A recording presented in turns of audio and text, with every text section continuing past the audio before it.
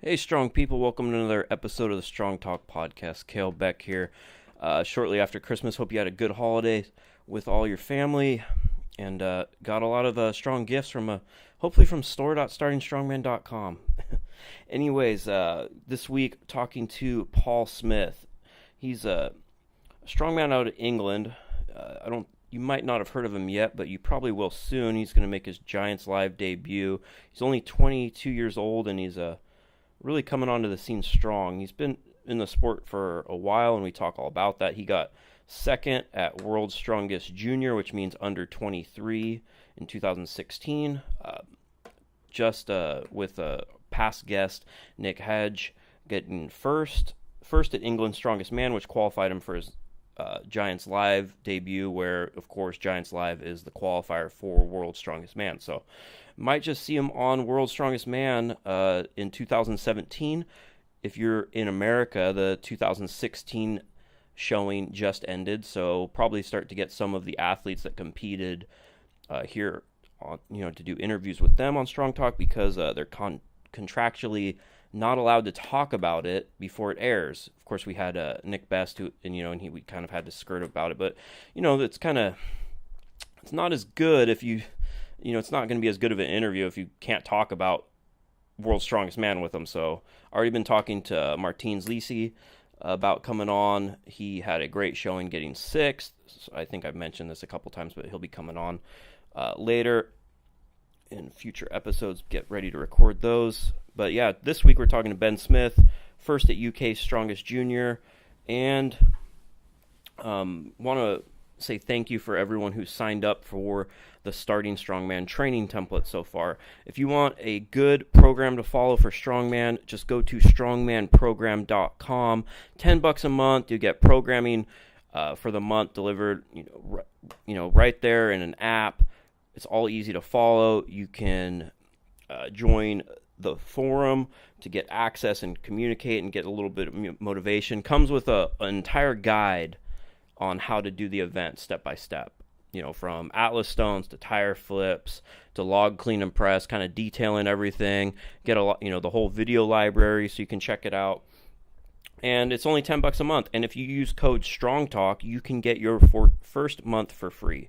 So you can check it out, see if you like it, cancel, never pay a dime, get the free, implement, how to do the implements guide for free. Just go to strongmanprogram.com and use the code StrongTalk.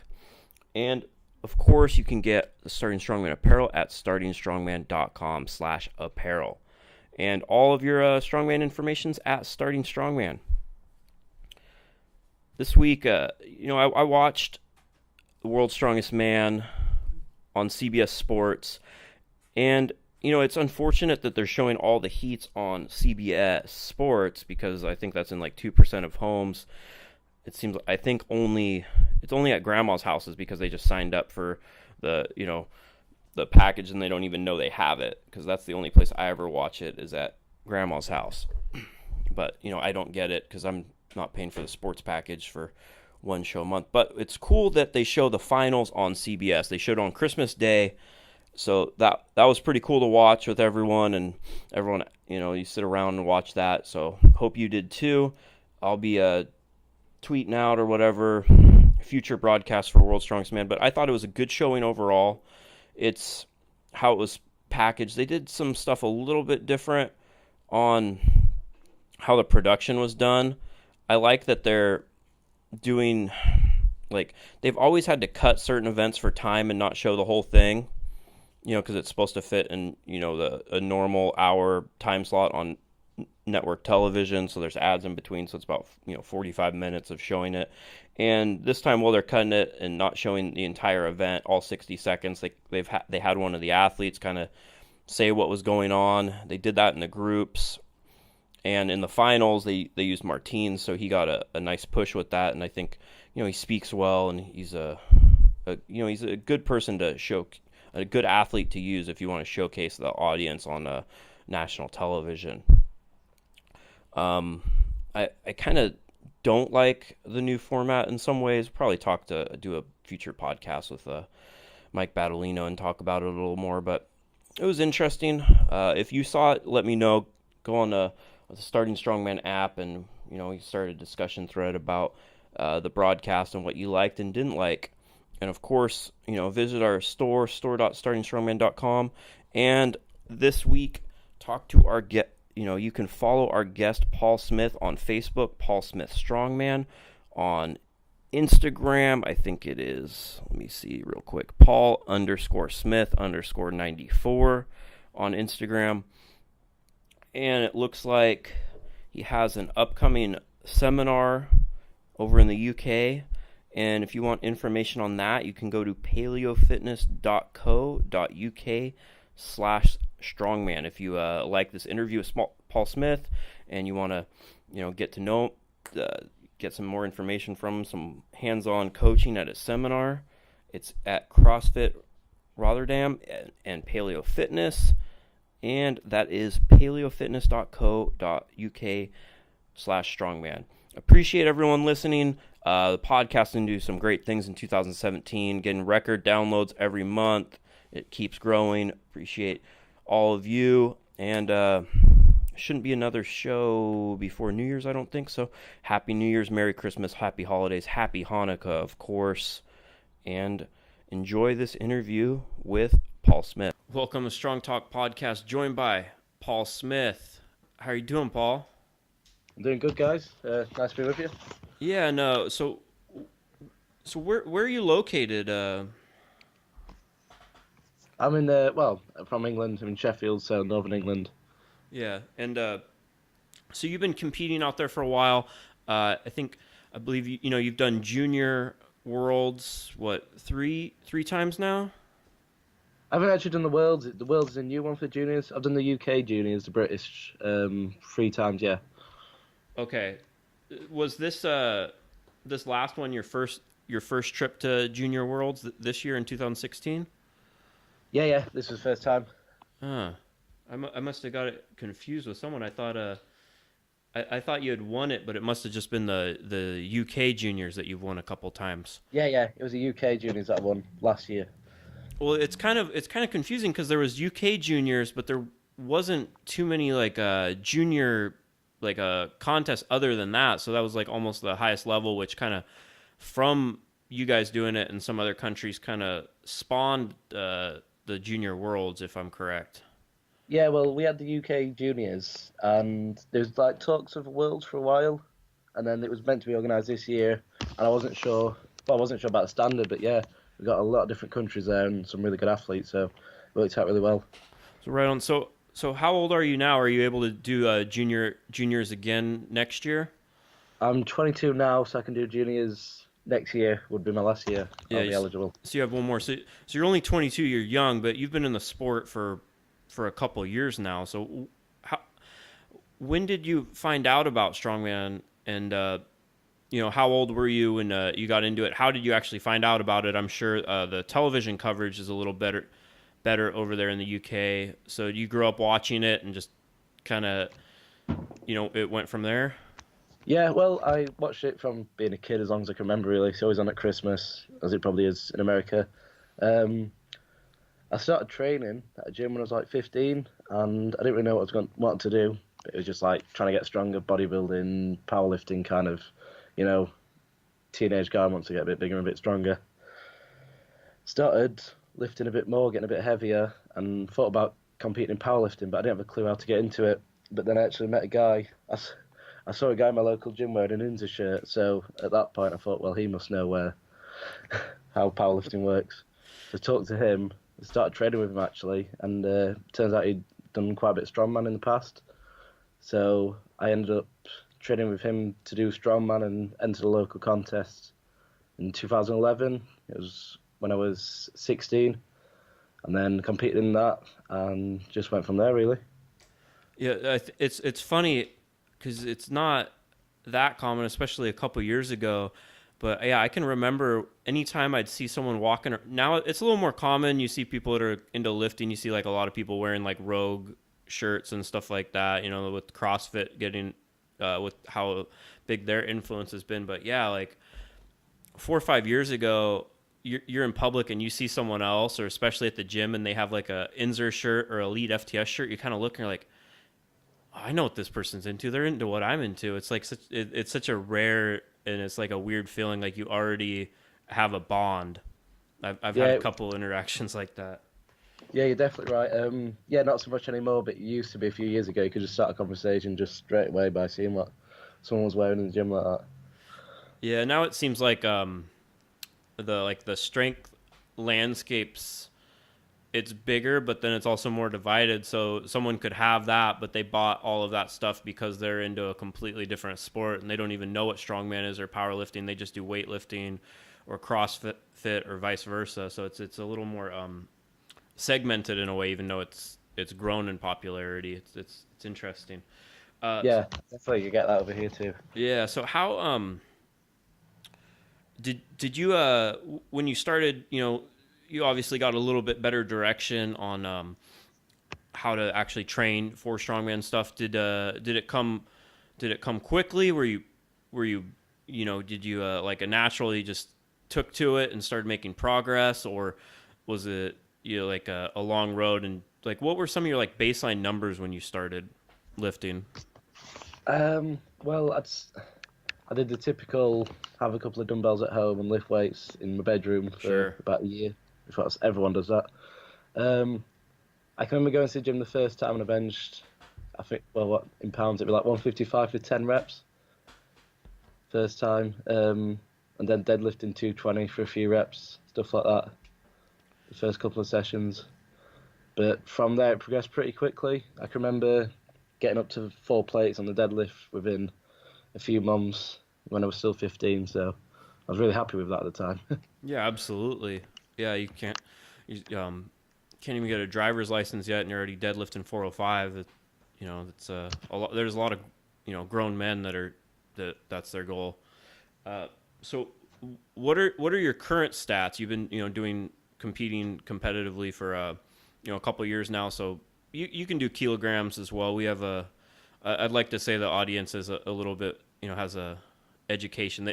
They can multiply by 2.2. Just grab your phone, but like in the bench, squat, deadlift, log, all that. What are some of your Right, actually, well, I just hit 200 kilos on the bench last nice? week, so that was pretty good.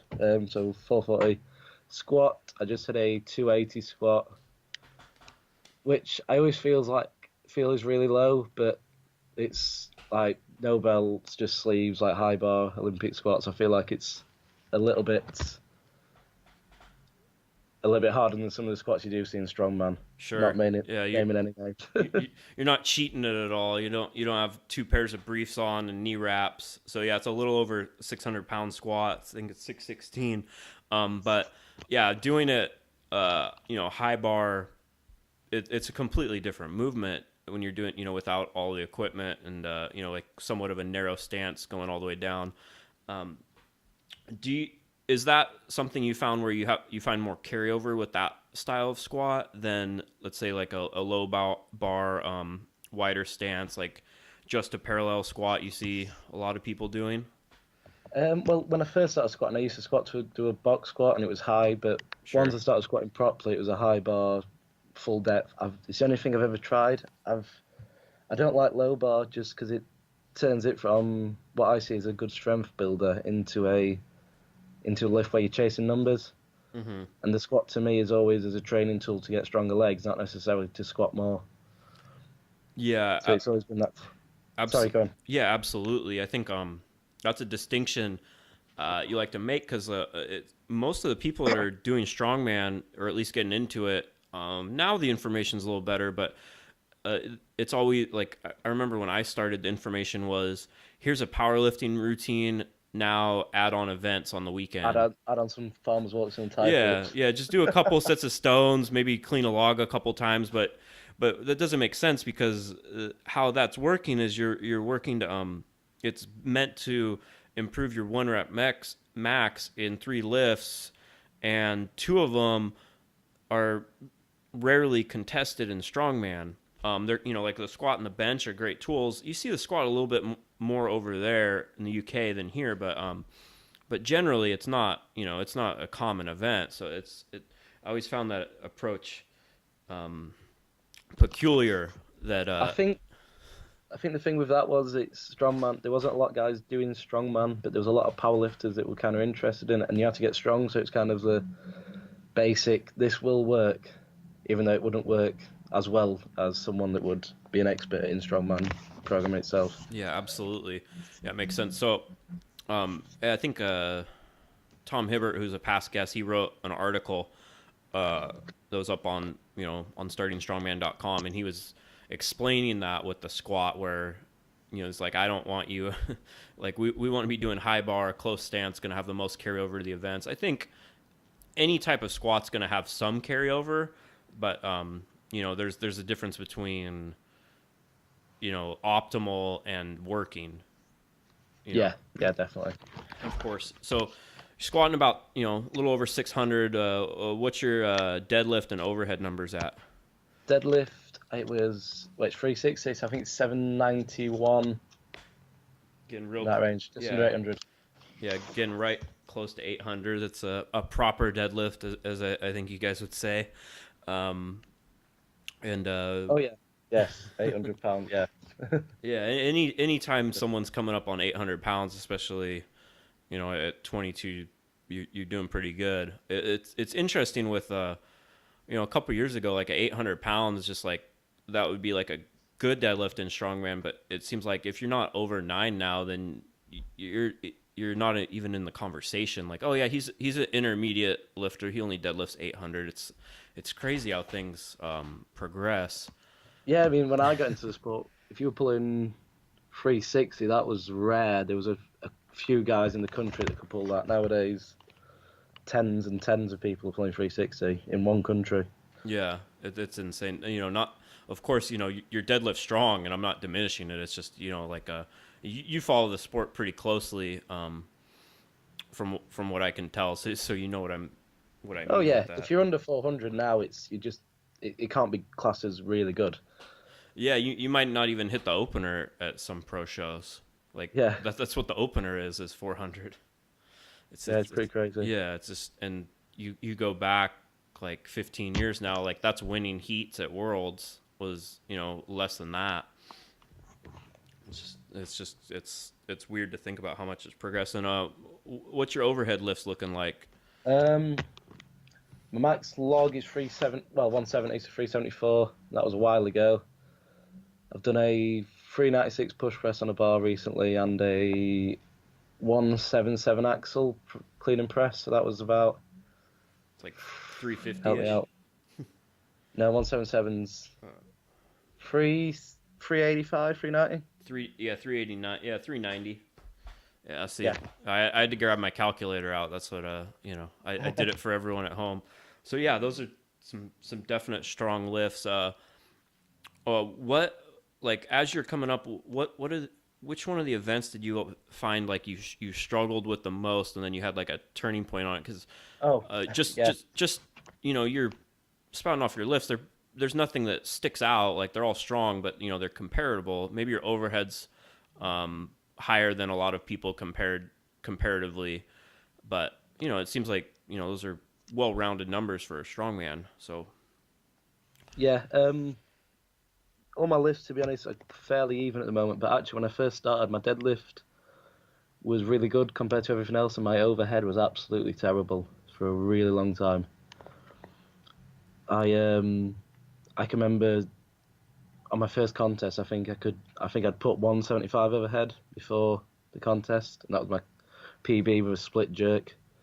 So that was really weak.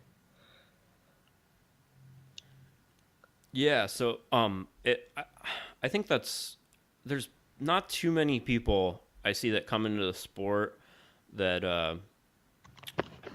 come in and their overheads just without any other sort of training background, like maybe they were doing bodybuilding or powerlifting, so they already have like the muscularity built up and they're a strong bencher or whatever. But you don't see too many people that just come into training and you're like, that person's overhead is awesome, and it's one of those lifts where a deadlift, you can make a lot of progress up to a point, then it gets really hard because it's pretty simple. You pick it up off the ground, you can grind it, you can hitch, you can do all kinds of ugly stuff, but you can keep the numbers getting higher to a point where that doesn't work anymore. But getting like that, there's so much that goes into the overhead with needing, you know, good core stability and shoulder stability that it seems to always frustrate people. And like when people come to me for coaching, it's almost always like I don't know what's up with my overhead, and then we start to fix it. So how did you go about building that up and to, you know, being able to put damn near 400 pounds over your head now? Yeah, well, it was a simple fix, really. I basically, when I was training, I didn't like to use the classic ego thing, but it's actually a really common problem I found. I didn't like using light weights, so I used to split jerk and push press everything, Yep. and I was getting weights overhead. Not cheating, I mean, I was using a technique, but I wasn't building any kind of shoulder and pressing strength. So I finally took the weights back and started strict pressing for a lot of volume, high frequency, and built that up to a respectable number. And then I found as soon as I started doing that, all my log lift, axle press, everything went up from that, just to build that base pressing strength. Yeah, absolutely. It's funny how that works, because I did the same thing. And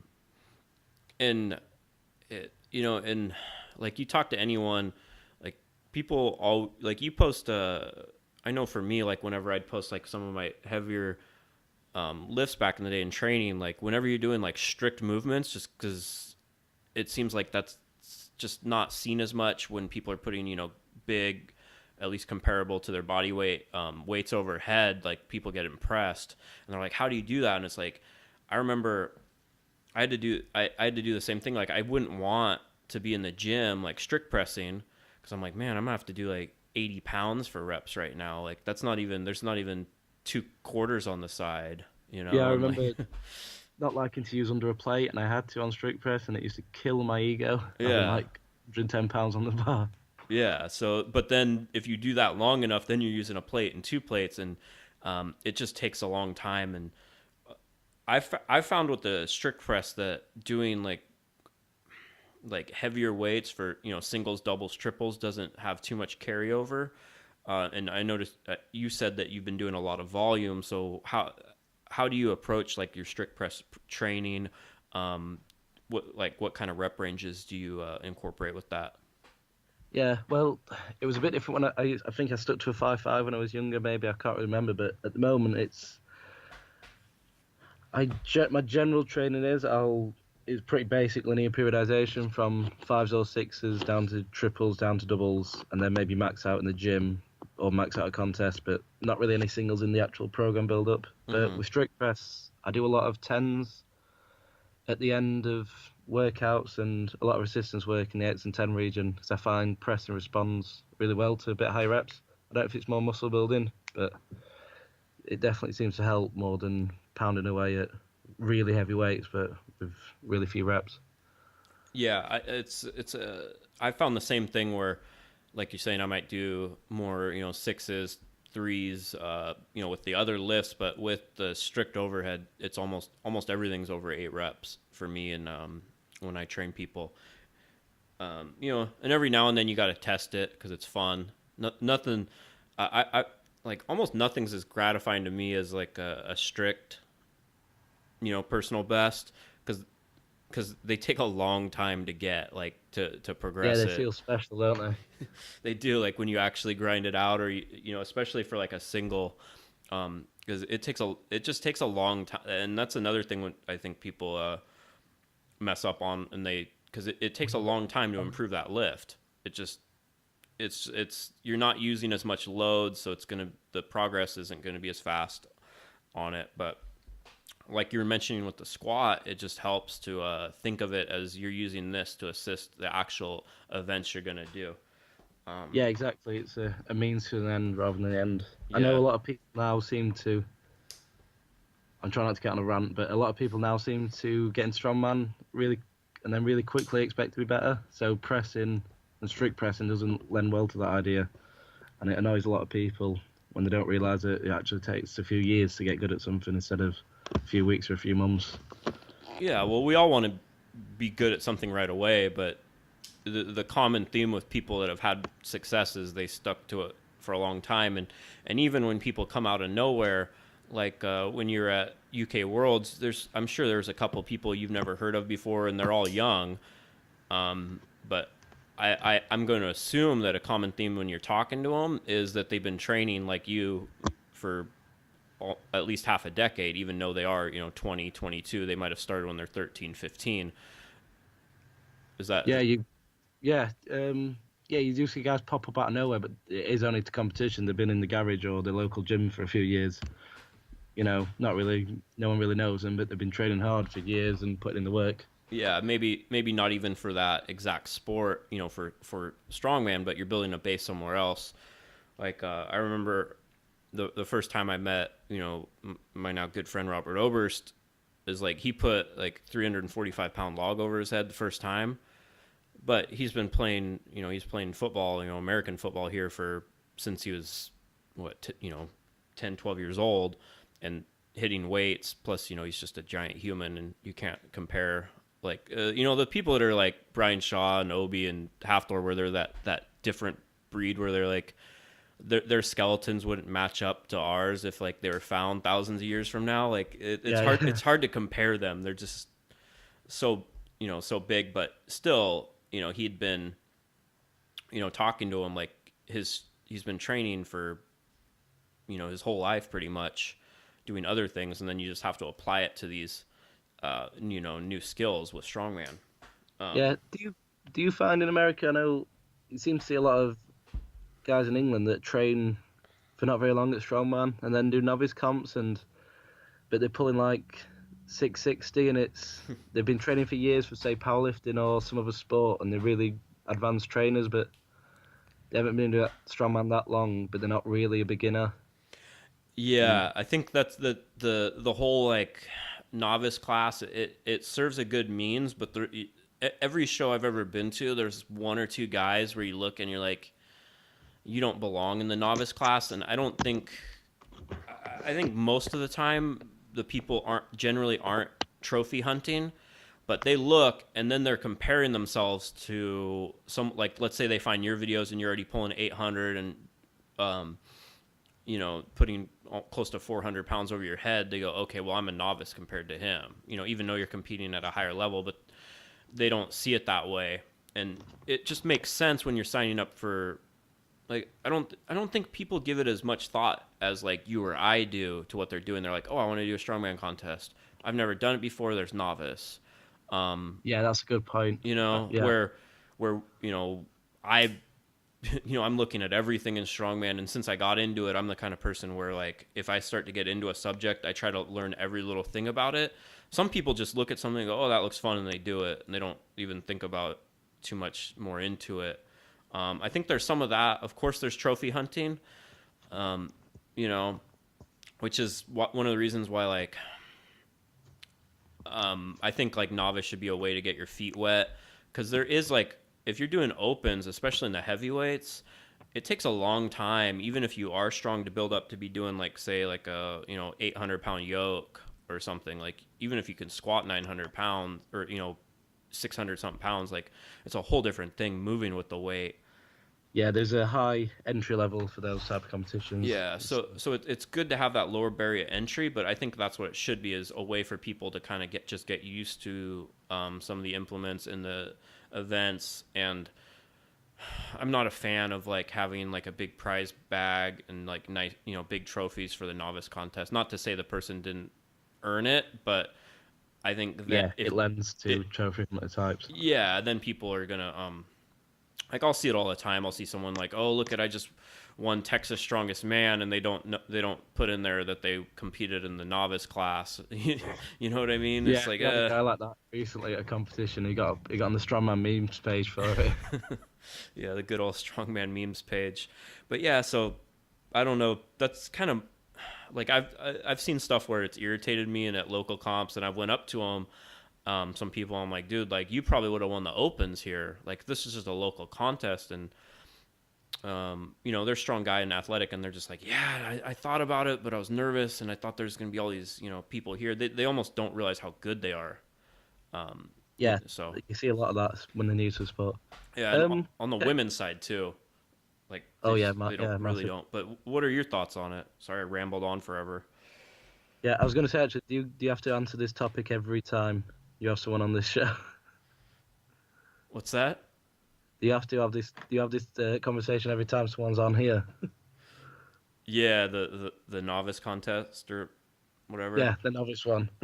I mean, it's a good topic, and there's a lot of people new to the sport that listen. So hopefully, if they're thinking about competing, they can kind of gauge that.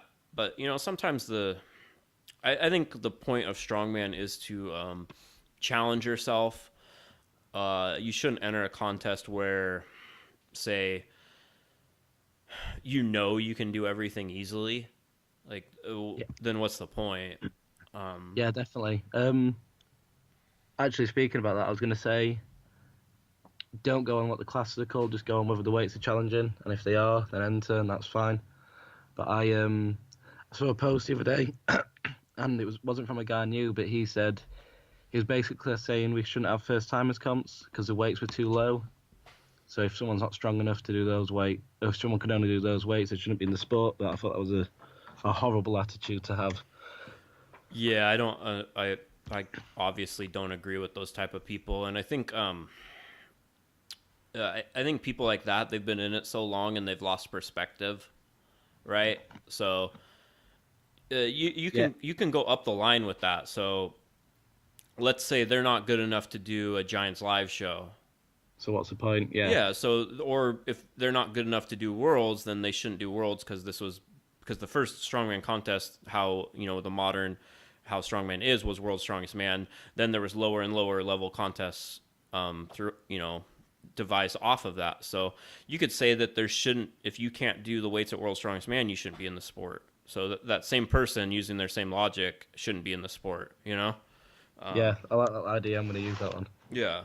So, they made amateur contests because pro contests are too heavy for everyone to do, and then you have to have a progress. So it's like, how do you expect to keep more people getting into the sport if there isn't some lower level barrier of entry? And and heavy's relative. Like my heavy and your heavy are different. We're in different weight classes. Obi's heavy and my heavy are very different. He's 400 pounds. It's just because something is light for you doesn't mean it's light for everyone and not challenging for them and not strongman.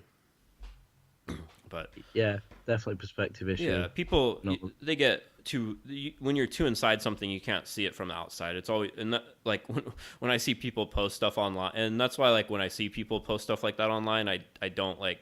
I try not to get in arguments with them as much anymore, just because I look at it and I go, okay, I look at it from their point of view, and I'm like, all right, well, they just lost perspective of like how this was when they first got in and everything. So that's their point of view. And I can understand where not that I agree with it, but I understand where they got to it from.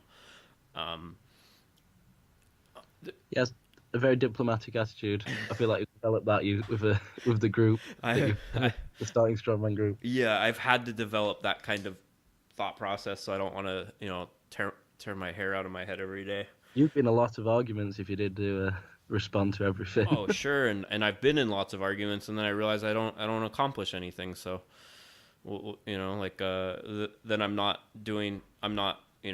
talking to people like you and putting these podcasts out and putting information out there. I'm just sitting there arguing back and forth on Facebook every day, which that doesn't help. Yeah, you're right. Right, So. Ron. We've lost trail. Kale, ask me something. Oh, of course, yeah, we always do. Yeah, so let's go all the way back. This is how podcasts go. They're like, oh, we're gonna go this way, and then we go deviate for 20 minutes, and then we try to figure it out. So your first contest, what was that experience like? Oh God, let me think. This was a while. I mean, 5 years. yeah, it's a long time ago when you're 22. Yeah. I wonder where the last 5 years went. Right. So it was a charity competition. So it was like a novice. Although I didn't know what novice meant back then, but it would have been a novice competition. The events were. It was a log press medley, and I think it was 3 points for the heavy log, which was a massive 190. and I think it was 1 point for the lighter log, which was 140 whole pounds. So that was a heavy show, as you can tell. Mm-hmm. There's a farmer's walk. I think that was like 95 kilos to 210. Yeah. An arm over arm sled drag. We had a sandbag carry and then a medley at the end, which was like a duck walk and a natural stone and things like that. I ended up coming second to last overall. So Of course. I didn't do very well at all. But I guess they're all PBs really. They're all personal bests for me because I haven't really done any of the events before. I think I'd had 2 event sessions beforehand. But I don't know, I really liked... It was the first... No, sorry, I'd done boxing before, but most of my sports have been team sports, so it was cool to have that one-on-one feeling where it's all onto you, and there's pressure on you, but no one else can, like, lose for you. So it's good to be in control like that, and kind of the adrenaline, getting fired up to lift heavy stuff, it just struck me as really cool. So yeah, so it made you just you're like, okay, and then you're hooked. You've obviously been doing it for 5 years since, and that is something I like about strongman in the individual sport, where like when you're doing team sports, you can also you have to count on other people, but you can also give a way out. You're like, oh, we played today, but and then there's like a group, like we weren't good enough. Sometimes it can be singled out on one person, but it's all you, and you're up there, and it's a very vulnerable position. You either lift it or you don't, even if it's just in your own head. And I think that's why a lot of the time you see people don't compete because they don't want to go up. They might be like the strongest guy in their gym or something, and then in this sport you have to learn humility because. Oh yeah, straight away. Yeah, if you see people come in and they're, you also have to have a certain ego to want to chase a title like the strongest man in the world. Like, We don't have ego complexes. you have to, but it's a nice mix where you also have to learn humility real quick because the events are heavy. There's always someone stronger, and every step of the way as you get better, there's going to be someone that kicks your ass eventually, even if you do come into it well. So it taught me a lot that way. And I think that's why it's a good fit for anyone. But so you did the contest, you loved it. So when was it where you you start progressing in sport and you're like, okay, I really want to test myself and go to that next level?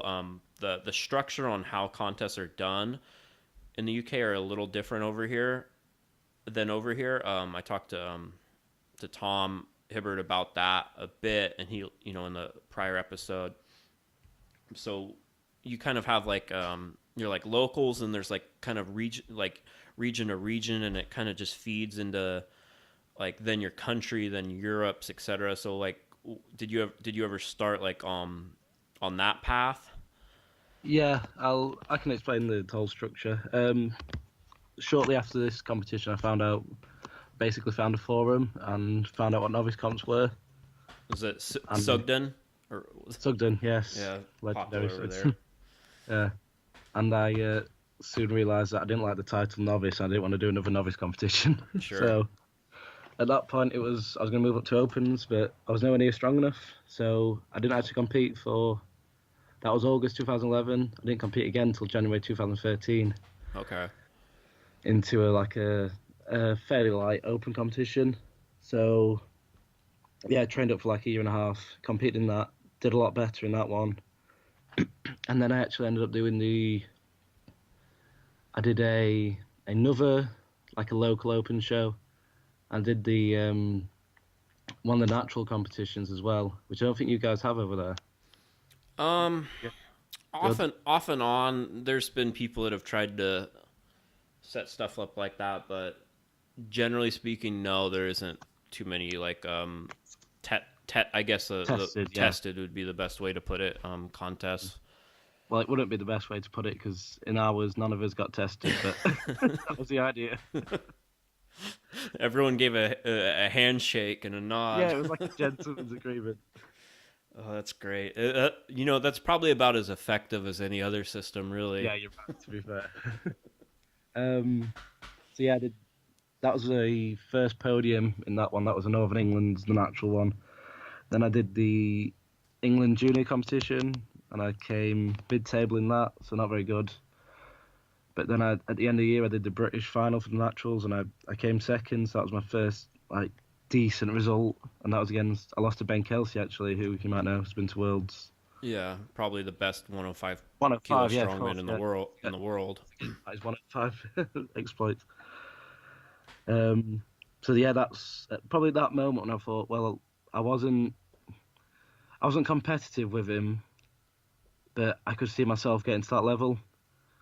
So it's after there when I thought, right, I can start trying to move up through the ranks now.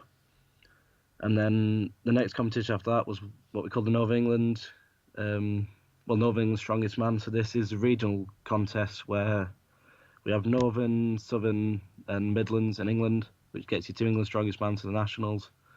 That then gets you to UK Strongest Man, which is a televised event, and then from there, basically, that's when you start looking to get invites to the bigger competitions, the international type of competitions.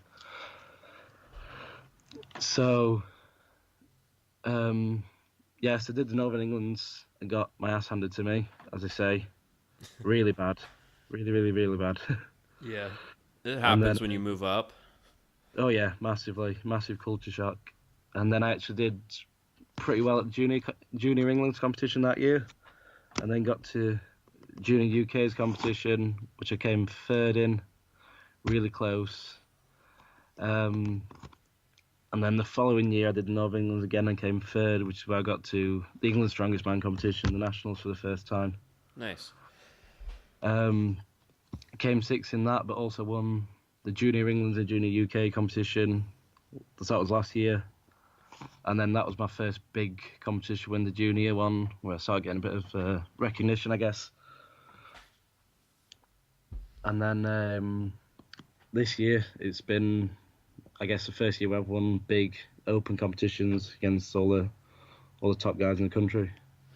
So, what contest would that be when you say the top and top guys? Because, just for everyone, they might recognize some of the names. What was like you said, you won a big open contest. Which one was it? And what were? Yeah, I did the Northern Englands again early this year. Won that, so that was my first big open competition outside the juniors, and then I went to the Nationals, England's, and I won that as well. I say top guys, actually, that's probably not fair, because there's probably about 4 or 5 guys, I guess what you call the pros, Yeah. that are kind of above that level, but... So like the top, what would be the amateur level, and here like the kind of people. So basically, it seems like that would be like what here would be like a platinum, platinum plus or nationals. Yeah, would be like that level where everyone's trying to get to like on the level of like over there Eddie Hall, Lawrence Chalet, or like all the pros that are always going to be there, and then there's a couple like that are right underneath that are always there. So yeah, so it'd be like the same as like our nationals or platinum plus, where people are chasing their pro card, it seems. Yeah, that's definitely... I feel like, yeah, because after I won the Englands, I qualified for the UKs, and I also did a couple of Champions Leagues, so I feel that was like the step up to, I guess, going to like the pro level. Yeah. You've got some really high level guys competing with you. So you've been on TV a couple times, which it seemed like that route's a lot easier to get to actually do a contest where you've been on television compared to here in America, where it's just pretty sparsely represented. I think the only thing that we really have on is Worlds at this point. So how is that actually? With friends, family, they're seeing you training all the time. They probably maybe don't understand exactly what it is. Then they actually see you on TV competing. Does that kind of change their perspective? Yeah, I mean, you tell people you're a strong man, and they say, "Is that the world's strongest man on TV?" And say, "Yeah," and a lot of them don't really understand and a lot of them, I just think, they don't really understand the sport below world's strongest man level. Mm-hmm. So to them, it's like, if it's not on TV, it's like bit of an alien thing. So when you're finally on TV, it's like, okay, you're actually a proper strongman. It's a proper competitor, and you're like legitimate, I guess. Sure. Um, yeah, it was really cool to just to be able to like have a result of all the hard work they've put in for a good few years, and it was like I've noticed that thing as well where if you do well in a contest and get to like a good level, you're suddenly like overnight like success, like you've only been doing it a few months. Yeah. Where they haven't seen the last 6 years of lifting that I've been putting in. It can Yeah. get a little frustrating sometimes. Well, someone sees it, they see you're already there, and it shows your age. You're 21. They're like, and this person's like, crap. I'm 25, and this, and Paul's stronger than I am. Like, how he must just it just must came natural. He just came out of nowhere. People don't realize that, this is what we were talking about at the beginning of this podcast. Like, anyone you see, they've been putting in work. Like you said, you did your first contest, then took 2 years to build up to be able to even do an open level contest. Not everyone has that kind of like that drive where they're going to take 2 years to actually get to something that's their goal. They expect to happen in 10 weeks. But I that's just realised actually, you saying that. Well, it was a sport I've competed in for the first time, and then I wanted to wait that long to compete. Yeah, I've never really thought about like that. Yeah, but and I think I had a break at some point too where I just realized I wasn't at the level and I needed to take that time off, where I at least took a year, but it kind of shows like it's one of the questions like where I get asked like, well, how do you start training for strongman? And yeah, the information's not great out there. It's obviously gotten better, and I've tried to do my part to put that out there.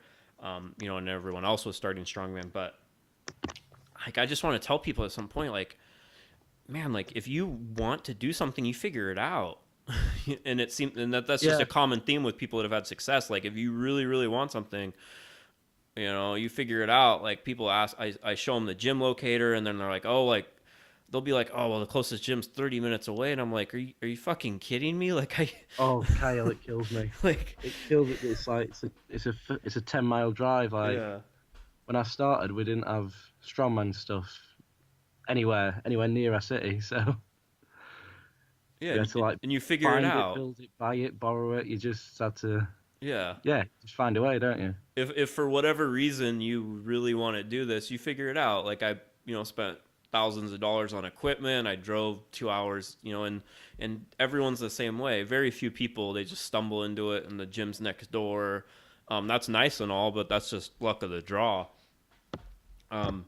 Yeah, just, it's just one of those things. Like if you really want to do it, you're going to figure it out. Of course, it's nice to give the information. We've tried to do that, but at some point it has to be on you. Yeah, I always say if you can't drive 45 minutes to a gym, you're not going to do well in the sport. Like that's the effort level there isn't going to be enough. No, there's not enough incentive. Like even like let's say you do win the stuff, like compared to the output, there's not enough incentive to do it. If there isn't even enough incentive for you to drive half an hour, to want to stay into it. Like it's hard. It's not easy. I say it's for everyone, but it's for everyone that actually wants to do it. It's not nothing is 100% positives. So how did like you done the junior contests? We talked to Nick Hodge in a past episode who did the worlds you did. So it seemed like there was starting to be like local level junior contests in England, and then out of that, Ultimate Strongman put on a junior worlds. Was this 2016 the first year for it? Because I kind of thought that there was ones before. But No, I this might is be the first mistaken. year. Okay. Glenn was talking about it last year, and it was one of those I didn't actually think it'd end up happening, but yeah, he managed to sort it out in Canada, which was an amazing place, It looked amazing event. cool. Yeah, so let's talk about that. That whole contest. You know, we talked with Nick about it, but you know, get your perspective on that whole thing. Can I just say before we start, Nick is I hate Nick because he's like the nicest guy in the world, and I felt bad for wanting to beat him. Yeah. And he so beat me, and I felt really bad, and like I want to feel hatred towards him, but he's just too cool to hate. Isn't that doesn't And then, that make it tough when you like your stiffest competition, like you almost wish they're an asshole. yeah, because I'm the guy at a competition. I'll admit this. I'm like just wanting everyone to fail, like cheering when something goes wrong. Like I'm that guy.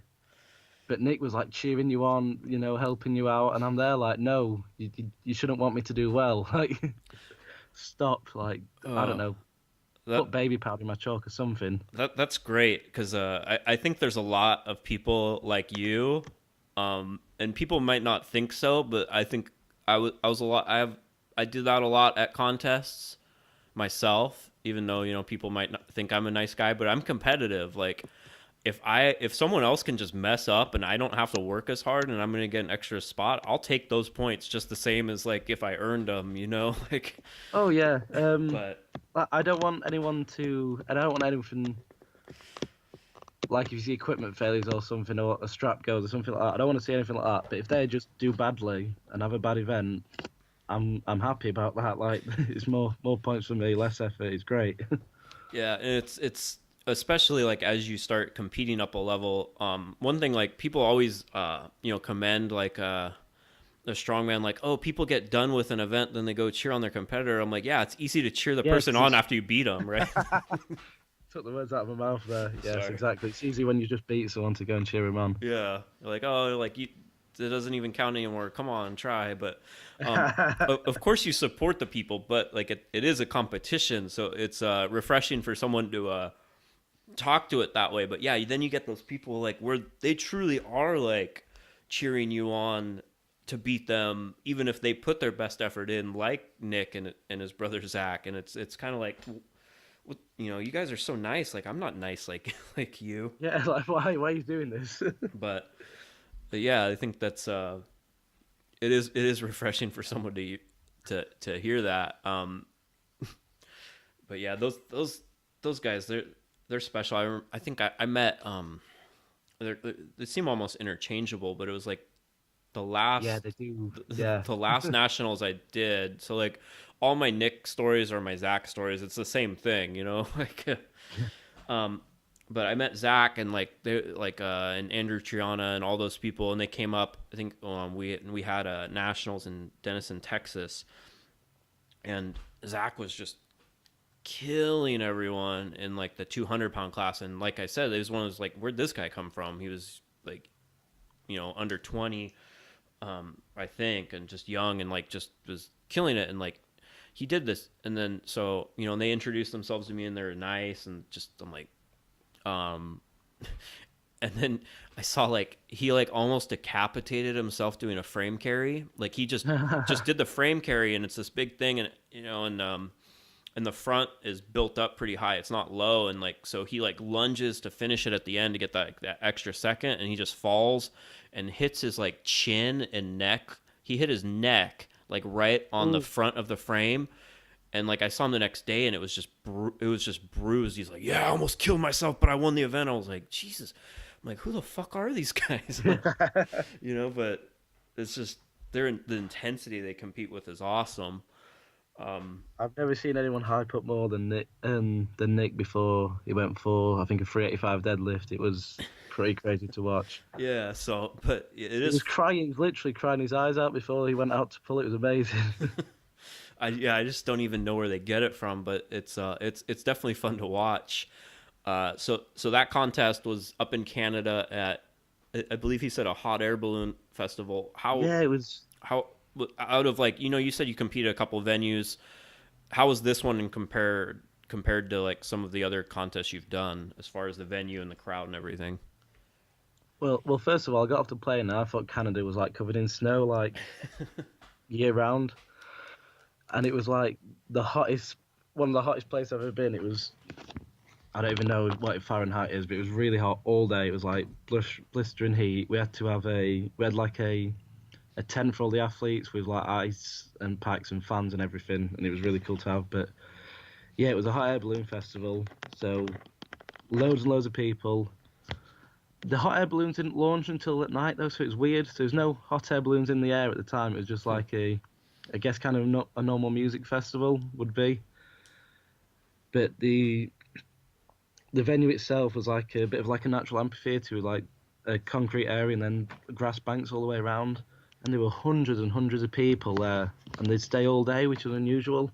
Yeah. Like we were having pretty long. It was like a long competition each day, and they were just staying and chanting their names and cheering all the time. It was the best crowd by far that I've ever experienced. Yeah, it looked really cool watching it, and like when I see stuff like that, like that's what I envision, like what a strongman contest is like when you think about it. And like a lot of contests will even be at fitness expos, but there's it's I've got a nice. story about that. Yeah, we can go. You go ahead. I talk enough. Just go Sorry. into whatever your story is. We have well, it's not a very exciting story, but it's about fitness expos. I competed at England's Strongest Man this year, Uh-huh. and last year we had like an athletic stadium, and it worked really well. Like a few hundred people there, good atmosphere. It was great to compete. This year we had an expo. I'm throwing the expo down the toilet now, but they talked about having massive crowds, and the crowds weren't anything like what we expected. And there were people interested in strongman, but people were off doing all sorts of stuff, and no one seemed to care that much. And the atmosphere wasn't great really to what it should be. And I feel like a fitness expo they're not the best place to have strongman competitions. Yeah, I agree. Like in theory, it seems like it would work, and I think and when I think about all the different ones I've been to, the only one that really does is the Arnold and that's only when people are up on the main stage. Yeah, the Arnold's a bit different because it does make it that event. That's the thing that's on, but when it's just in a hall with all the other stuff going on, it doesn't seem to draw the attention that you'd like it to. Yeah, and people might watch one event or a couple guys go, but then there's a downtime and no one's actually watching it like an actual sporting event, like you're saying. Everyone's just kind of, sitting up in the grass that whole time and watching it, and it's a better experience. But yeah, I just don't think it really lends itself well. I know the expos like having it there, and then there's incentive for the promoters to put them there, because they build relationships with the expos. And I'm sure, if someone came to me and like, hey, we want you to put your contest here, and there's whatever, I'd probably, I'd probably be for it too. But it's just You're a sellout, Kalle, then. oh, always. Yeah, you show me $1 Always and sell out. If you yeah. can sell out, sell out. Show me $1 and I'll change my opinion real quick. But no, no. But well, I'm just saying, like as a promoter, I can see the draw to doing that, and you think you'd have a big audience, but it just I don't. It just doesn't seem right. It just doesn't seem to fit like you'd think it would. I found with strongman as well, there's a lot more casual supporters than people that are.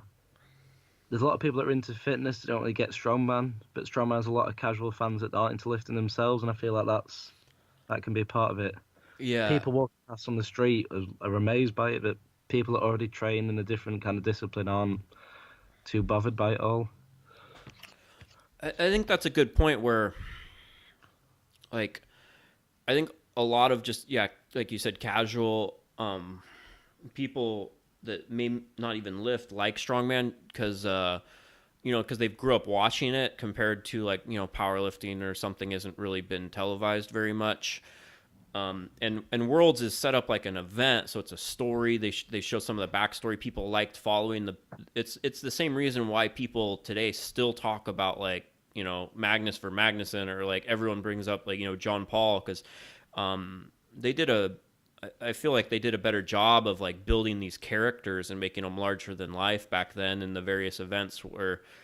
From what I can see of the 2016 World so far, they did a bit more of that with backstories and talking to the athletes. And I've seen some of them kind of get over, like Martine's, Lisses.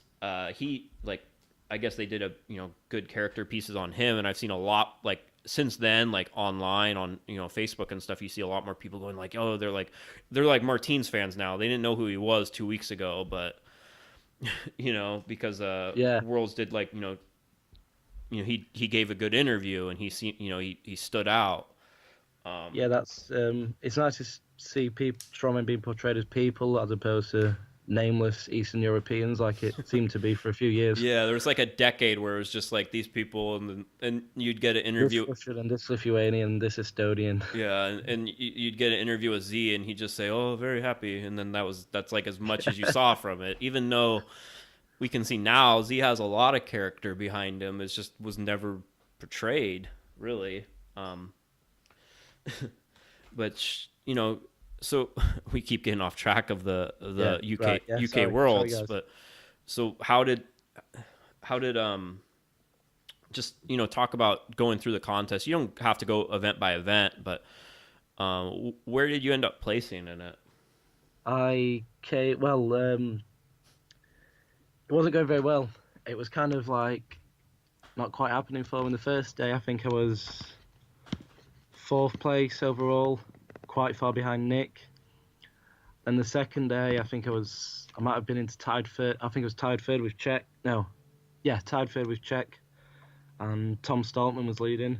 And I was a long way off him and quite far away off Nick. So I was just kind of not having a great weekend. And then the last day, we had a wheelbarrow for max distance and a car hold. So it was my two best events. So I managed to actually win the wheelbarrow, claw a lot of points back. Tom did do great. Nick did okay, but I managed to get a few points back on him. Mm-hmm. And then it was the car hold to finish, and came second on that. My strap actually went, which annoyed me because I wanted to get first, but then Tom Stoltman had a bit of a nightmare and dropped quite a few points. So I ended up in second, and then Nick went out and he did enough to get the win, but it was I came back second in the last day. Yeah, so you ended up second overall. It was a 3-day contest. Yeah, 3 days, 8 events. So yeah, and it was really close. Like you said, I think I saw the leaderboard, and I'm like, oh yeah, Paul's not. You weren't like right at the top, but you came back. How does it differ doing a multi-day contest compared to doing like the usual 5 events in a couple hours? Yeah, it was funny because I'd never done a multi-day contest until 2 weeks. Wait a minute. Sorry, this is a bit of a blur. I had a lot of contests in a few weeks. I did the SCL England, SCL England was 1 day. Then the week later it was SCL Finland, which was 2 days, which was my first 2-day competition, which really took it out of me because it was 8 events over 2 days. So that was pretty tough. Yeah, it's pretty brutal. And then I think was it 3 or 4 days after that I had UK Strongest Man, which was a 3-day competition. Okay. Which again, 4 days each day, 4 events each day was very tough, and felt like I was hanging on each day as opposed to coming in fresh and ready. It's kind of like survival of the fittest. So I kind of got used to it. Had a bit of a crash course in multi-day competitions, and the next weekend I went out to Canada and had the 3-day contest again. So it felt like I was used to the format, if not completely recovered from the previous few competitions. Yeah, but it's definitely a mental battle as well, more than anything, because I'm very used to having a long build-up in training, competing, and then completely chilling out. Going out for a drink, eating whatever you want, just completely forgetting about training for a few days. So to compete, go back to your hotel room, stay switched on, wake up again, competition mode, head and zone, go back, compete again, back to the hotel room, and stay focused. It's a bit of a tough challenge. Yeah, plus it seems like you got up to like the pro level and did a lot of back-to-back contests, which it seems like once anyone gets up to that level, it's like you might have went doing you're doing your usual like 12-week block before your contest and another 12-week block. Then once you get pro, you're doing 3 contests in a month or something because all these opportunities keep coming up, and it's almost you're just almost surviving to the next one. It's a whole and you're not even really training anymore. Yeah, I couldn't really. I kept getting these things coming up, and I couldn't say no. So it's ended up being 4 in 3 weeks, which is stupid to do. But I just couldn't. I couldn't turn down Champions League, and then I knew I was in the UK's, but the Worlds came up. I thought I can't. I'm broken, but I have to do it. You know. Yeah, and it's like it almost seems like a dream. Like this is something you've been training for, and then it's all here, and you get that. I'm sure. I know. The couple opportunities I've had, I'm like, this is never going to happen again if I don't do it now. You get that kind of mindset, especially when it first comes out. So you're not going to say no to anything. But yeah, the multi-day contests like that are hard. But because you had that crash course in it, do you think that's why you kind of built up points towards the end because some of the other athletes might not have been as used to the format? Yeah. I found one of my strengths when I'm competing is I can think quite logically. So if I have a bad event, my head doesn't drop. I know I can make up points later. So I kept thinking, right, last day, whatever form I'm in, I'm going to have a good wheelbarrow, I'm going to have a good grip, I'm going to have a good car hold. So I thought, just carry on, keep your head in it, do as well as you can. And then I knew last day I had to give everything. I knew that, this is it and I can bring points back here. So, and I definitely think it did help having the couple of days to 2-3 day competitions beforehand to really be able to stick in and give it everything when everyone else is flagging a bit slightly. Absolutely. And, ended up, I'm sure not exactly where you want, but pretty damn close, with second place in the whole thing. So what's next? We're coming up end of 2016. You had I'd say 2016 was like your first like pro level year. So what's coming up in 2017? What are your goals? Well, I'm actually competing next week. Well, this Saturday. We've got a bit of a last minute qualifier for Britain's Strongest Man, the Giants live show. So, yeah, I've been training towards that last few weeks. So I'm hoping I can win that and qualify for Britain's Strongest Man, which will be in January. So that'd be really cool to get to. And obviously, if we get to that, if we can get to Britain's, then the next big step after that will be qualifying for Worlds. So it'd be kind of give it everything for 5 or 6 weeks and try and kill myself to get to Worlds. Absolutely. Yeah, they usually take like top 5 or 6 from Britain. Yeah, it's like top 3 officially because it's Giants Live, but it ends up being at least 5 normally. Yeah. So quite a lot of spots available in theory. Yeah, in theory. It's always in theory in Strongman. Yeah, there's no. I mean, like even if you get a top 3 spot, is it really guaranteed? I don't know, but yeah, you're right. It is if like the crowd liked you and everyone liked you, but yeah, everything's kind of a ish. That's what I always say in Strongman. They're like, well, you do this, it'll probably work. And how heavy was that? It was, roughly 300 kilos, give or take 20. That's how things work. Yeah, it's what's great about it and what's frustrating about the sport at the same time, that there's nothing standard at all between the implements and the progressions on how people get. Yeah, so you got a real, you're staying busy. There's no off right here. You're competing, by the time people hear this, you would have already competed. So good luck with that. Good luck. So hopefully I did well. Yeah, we'll hopefully be able to put this out saying that you're going to be competing in Britain's coming up in the new year. I normally have probably from September, at least October through to January, pretty quiet training wise. So it's been a bit of a shock to have to keep going like full year round. Absolutely. So you have a contest this Saturday. What's the week before a contest look like? Stopping myself from hurting myself, basically. And hurting yourself? Yeah, I always get carried away, especially because, you're peaking around a competition, you always feel good and strong. So I normally train 2 or 3 times, but it's really like a lot of Olympic lifting kind of stuff, a lot of jumps and plyo work. Mm-hmm. But often I get carried away and end up trying to go for PRs, so try and dial that back. explosive, light weights, low reps, a lot of stretching, a lot of foam rolling, mobility work, and just trying to chill out besides that and get my head on the game Absolutely. day.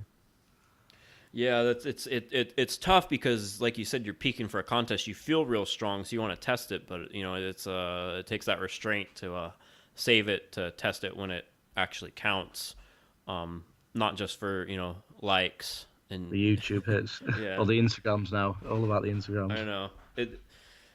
I still try to stick to the YouTube, even if no one else does. But Yeah, I like to put occasional stuff up. I don't know, it just feels right.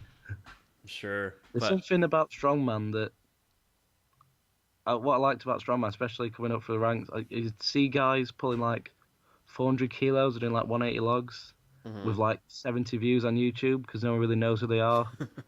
It's kind of cool to just find these little hidden videos. yeah, you're like me in that way where people do that. Like I was in Texas. They had the Bill Kazmaier Classic, which was the Arnold Classic qualifier a couple of weeks ago, and there was a max deadlift, and everyone was shocked with what's the guy's name? I think he's from Estonia, Ronal Oh, Henley. Rano Heinler. Yeah, you said it better. I don't know how to say Rano it. Heinler, I think. Perfect. That sounds way better than when I say it. And everyone's like, "Oh, who's gonna hang with Jerry? Is this person or that person?" I'm like, he's I've seen his stuff on YouTube with like 30 views on it. He's got some good lifts. He's been to Worlds. People just don't know it. Yeah, he pulled 440 in the run up to Europe's last year. So he's a big puller. Up near Yeah. 1,000 pounds. Yeah, and he hit 900 at the Cas, and it didn't look too bad. Like all of his lifts before that were just like so fast. People are like, "What? Who's this guy? He's not that big."